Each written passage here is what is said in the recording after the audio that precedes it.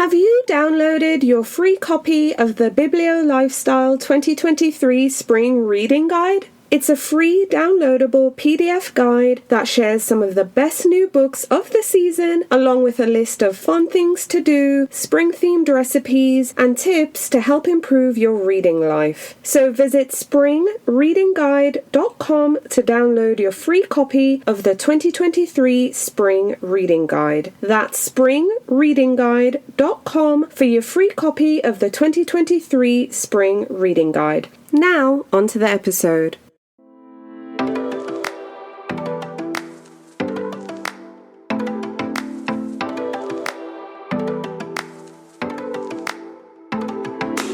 Hello, I'm Victoria from Biblio Lifestyle, and you're listening to the Reader's Couch podcast, the show that will help you bridge the gap between living a full and busy life to one where you're reading, learning new things, and having fun. It's Throwback Thursday, and in today's episode, I'm sharing the audio from two authors who shared their books at the inaugural Epigraph Literary Festival in April 2022. These authors had books with teenage protagonists and their experiences at the center. So if you love YA books, stay tuned. Oh, hi! If you like the show, can you please leave a review wherever you listen to your podcast? Especially if you're listening on Apple, because it seems to really matter over there. Besides, you don't even have to write anything. Leaving 5 stars will do. If you don't like the show, however, well, that's your choice. But if you do like the show, it's a great way to help spread the word about the podcast and show your support. Believe me, I'm incredibly grateful. Alrighty, now onto the show.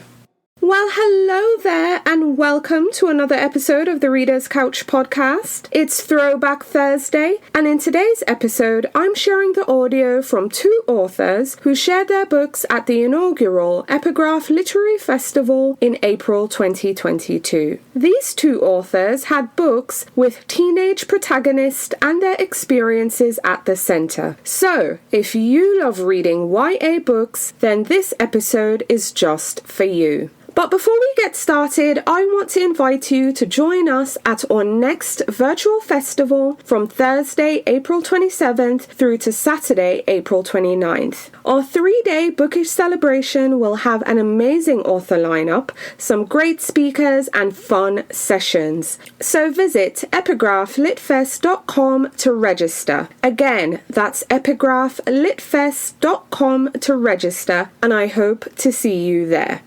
Okay, now back to today's episode. So in today's podcast episode, and in every Throwback Thursday episode from today until our next event, which starts on Thursday, April 27th, I will be sharing the audio from the author sessions here on the podcast. Today, we are sharing the audio from two YA authors who shared their books at the April 2022 festival. You will be hearing from Estelle Laure, the author of Practice Girl, and Lillie Vale, the author of Beauty and the Besharam. So I hope you enjoy the audio from the authors sharing their books at the festival, and you can find a link with a list of all their books in the show notes.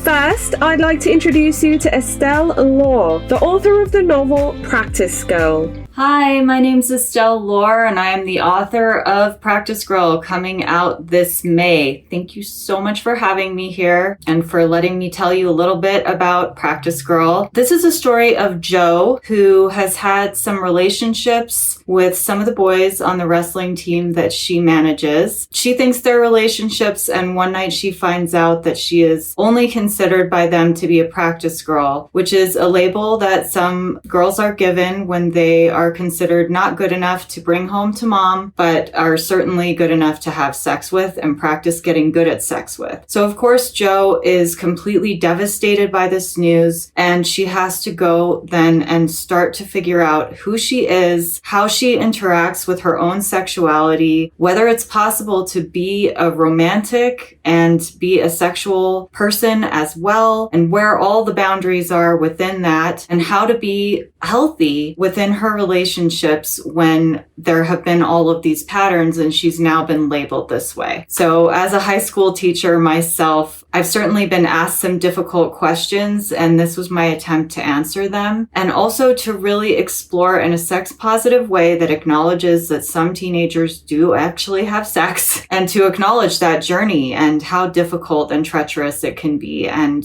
within that, of course, there is some wrestling, which was also a lot of fun to explore as well. So hopefully we're defying all the stereotypes here while also leaving room for a little romance. I hope that you'll pick up Practice Girl in May of this year, and please let me know what you think. Next, I'd like to introduce you to Lillie Vale, the author of the novel Beauty and the Besharam.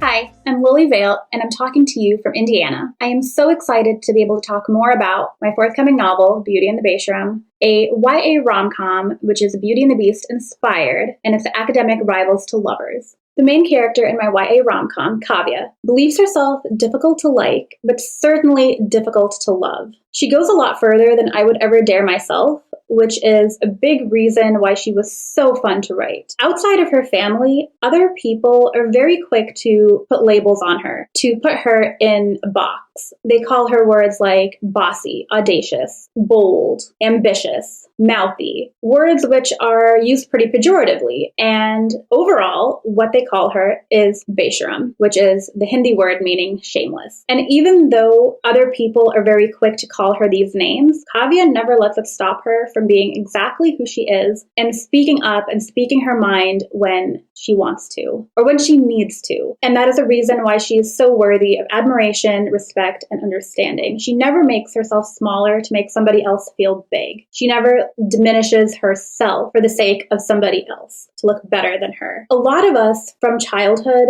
women especially, have been told, don't be mouthy, don't be too ambitious, don't be too loud or too messy. And so when we grow up, we kind of internalize, much like Kavya does, that if we are our undiluted, flawed, messy selves, people won't like us. And what I really hope that Beauty and the Besharam does is helps us change the language we use around unlikable girls, about girls who speak up and who speak their mind and who don't make themselves smaller. The only place she truly, really feels accepted is in her role as a children's party princess entertainer. And she's really looking forward to be able to do this the summer after her junior year. Very unfortunately for her, the guy who is her prince partner is also her academic rival, Ian. Things go from bad to worse when their friends who are completely fed up with their years-long rivalry decide they're finally going to decide who is number one by making Kavya and Ian participate in a series of challenges over the summer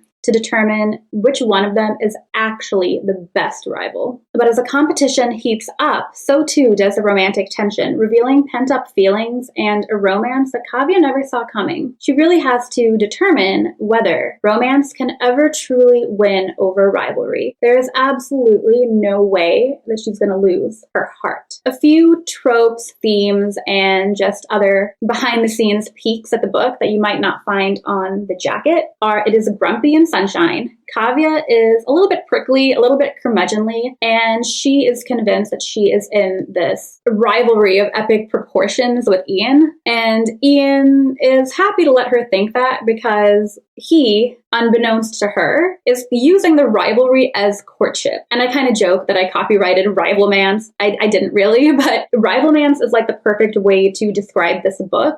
Rivalry as courtship is how Ian thinks he has to woo and eventually win over Kavya. And Ian, from her point of view, is completely like her cutthroat rival, but he's actually like the biggest cinnamon roll sunshine ever. It is also obviously Beauty and the Beast inspired, where again, the grumpy and sunshine, Kavya is the beast in this scenario. And a few other little tidbits are, it is very, very inclusive. There are open conversations about anxiety, mental health, sexuality, and identity. There is a sister relationship. There are actually two sister relationships in this book that have my whole heart. And the book starts out very much Taylor Swift's This Is Me Trying. And the ending credits roll to The Greatest Showman's This Is Me. And both of those songs completely encapsulate who Kavya is to me. A few other little tidbits are, if you're anything like me, you were very competitive with your summer reading program. And you were competitive with yourself. Like you wanted to to do better than you did last year. And that's definitely something that the characters in this book do. The characters in this book are also very entrepreneurial. They are very ambitious. They're very go-getting, or as Kavya calls herself, goal-getting. There are really fun activities in this book. The challenges that Kavya and Ian participate in are very fun, and a couple of them are actually very local to Indiana, which is where I live and which is where the characters in this book live. Now, the characters in this book live in a fictional town called Luna Cove, which is along the White River. And the White River is actually a real river winding through Indiana. It's about 360 miles long, and there are so many towns, like very charming, quaint, cute towns, which actually exist that use the river to maximum benefit for recreation and sports and just all kinds of like perfect summer activities, which the characters in this book also participate in, including kayaking, which is something that actually does take place along the river. And in the summer, you can see a lot of people doing it, and it's really fun. And the town itself of Luna Cove, again, it's fictional, but it's kind of based on my hometown and a lot of small towns I've been in. And Indiana has a lot of them, and they're super quaint and super cute. And I really wanted to encapsulate that Stars Hollow or the Arthur City of Elwood City, or any of those really cute small towns. And if you've read any of my previous books, The Shoddy Setup and my 2019 YA Small Town Hearts, you will know that all my books are very foodie, and they all include small towns, and basically they're a love letter to small towns. So if any of this is your thing, I really hope you check out Beauty and the Bayshram when it comes out in May, and I hope you enjoy it. Alrighty readers, I hope you enjoyed listening to the audio from the authors who shared their books at the April 2022 Epigraph Literary Festival. If you've read any of these books, please send me an email or send me a message on social media so we can talk about it. And if you're planning to add some of these books to your reading list, I want to hear about it too. I also hope to see you at our next festival, so please register to attend at epigraphlitfest.com. That's epigraphlitfest.com, and join us from Thursday, April 27th through to Saturday, April 29th. I'll also include a link in the show notes so you can sign up there. As always, thanks for being here, thanks for listening, and I'm looking forward to talking with you again soon. Bye for now. Thank you so much for listening to the Reader's Couch podcast. Please subscribe to the show, share it with a friend, and take a few seconds to leave a rating and review. Until next time, stay lounging, stay reading, and whenever you're in doubt, go straight to your local bookstore or library. Thanks again for listening, and happy reading.